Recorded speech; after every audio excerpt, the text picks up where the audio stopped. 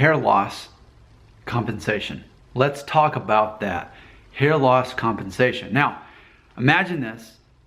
Imagine you're out somewhere, you see people driving down the road. Then you see the guy, you know the guy, come on, you know the guy. The guy that's got the really expensive convertible. And you know that even, you have an idea of what he does for a living and it doesn't quite even match up to how much money he should have spent on that car.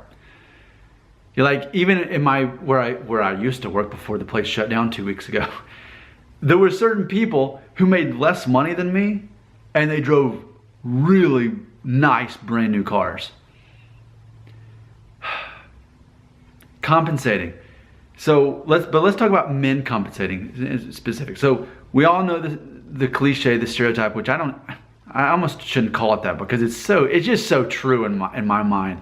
When I see a guy that has to have that really nice, expensive show-off kind of car, compensating, like we all think it, right? Or like, even too, maybe it's not necessarily that it's this nice new convertible, but maybe it's that like big pickup truck. The big wheels.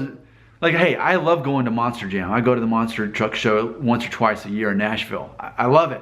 But it's another thing for that to be your personal vehicle. Like, so we understand this concept of guys that have these really nice cars. But for me, I'm like, compensating. Like, I wasn't planning this, but just so that we're clear. So that's my car. I hope I don't get locked out, by the way. But so this is my car. It's an 03 Honda Element, right? And it's got like a lot of miles on it. And I totally need a new car. But because I'm good with money, or I'm as good as I can be, I am not gonna buy a new car because I can't afford it. If I were to finance it, that means I can't afford it. Have you ever thought about that? That the reason people finance things is because they can't afford it. That's why. So you're not buying it, you can't afford it. And I'm just not going to get a new car even though I desperately need one. Anyway, what am I talking about? Oh yeah, compensating. So yes, we're familiar, especially guys, the whole concept that I think most people understand is if a guy has an overly nice car and it's a show-off kind of thing, whether it's really loud and powerful or whether it's just really expensive and nice, compensating. That's where my mind always goes every single time, and I think a lot of people feel that way. So my point is, oh no. So what does it mean if you have an old car like that? I'll let you fill in the blanks. All right. Compensating, yes. So my point is this. For men that start losing their hair sooner, they're forced to compensate for their identity as a man. Now granted, I keep saying it over and over. As men, we're not judged on our looks to the same degree that women are. It's much tougher for women. There's a lot of pressure there. But for men, we don't have to be the best looking.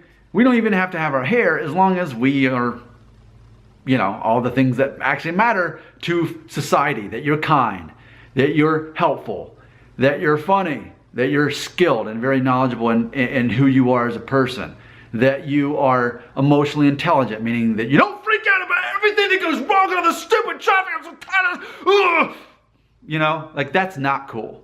And being that guy is not going to get you very far in life. So it's a matter of those of us, and I say us, and on a good hair day like today, you're thinking, Nick, come on, you're not losing your hair. But if you see me on worse days, then you know that I don't have a perfect head of hair that some might think I do. But my point is this. It's a matter of accepting your fate. If you are younger and losing your hair, you're going to be forced to compensate that with other things. And guess what? Those other things are the things that actually matter. Again, being kind and helpful and funny and generous and what else? Cool and all those things, right?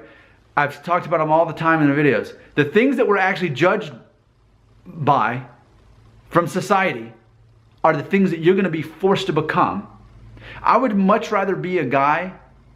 Here's what I think. This is what I think. To me, this is a no-brainer. And I know that I'm in between because I've still got most of my hair for a 36-year-old guy, and especially on a good hair day like today, which I only have this because I was wearing this hat earlier when I made those other videos. And then when I took it off, I'm like, actually, that kind of created the perfect hair day for me. So I'm gonna actually leave the hat off. It's falling down the stairs right now. So compensating, I'm in between. I'm not the guy with the perfect head of hair. I can make it look that way on certain days, but I'm also not the guy that's completely bald. Like, I'm in between. So maybe that perspective helps me understand that. That's why I have so much respect for guys that are completely bald on top, because they have had that struggle. The struggle has been real for them. They had to overcome it. And they seem like confident guys. And that's the thing that matters, being a confident guy. So imagine the irony that in order to earn that level of confidence as a person, that took me to age 34 before I finally got there. So I've only been a confident guy for like 2.5 years. But these guys are forced to become that confident guy in their early 20s, some of these guys that are losing their hair. And they're way past caring about that by the time they're 30. So what an advantage, what a blessing it actually is to go bald young. It's not easy to think that way when it's actually you going through it. But you're forced to compensate, and I don't mean that in a negative way here. I mean in a positive way. You're forced to get to that level of maturity and your identity as a man, those things that actually matter at a younger age. So it's a good version of compensating. Now, meanwhile, the guy that has to have the convertible or the big truck or the muffler that goes, or the Harley Davidson, compensating. You know, let me close with this. I know 2 millionaires. I do. It's a true story. I personally know 2 millionaires. I've been to one of their house, and the other one I've been in the neighborhood. Well, actually, they live in the same neighborhood, right? My experience is that millionaires are boring. They're boring people. And they fill their mansions with all kinds of elaborate decorations and things to impress you. Why? Because they're boring. But one of those millionaires was given his money, so that's part of the reason he's so boring. Which is why if I had 3 wishes, I wouldn't instantly wish just for a bunch of money, but instead the ability to honestly make that money. Because I don't want my money to, the things that I buy with my money, to make it look like I'm compensating. It's very important to me that I earn everything. And I think that that's the whole point of this.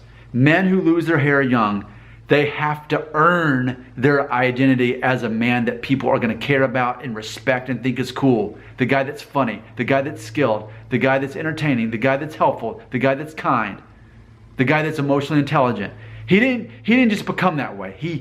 He earned his way there by being bald. If you go bald young, you're forced to compensate that in the ways that make you the man that you're going to want to be to begin with.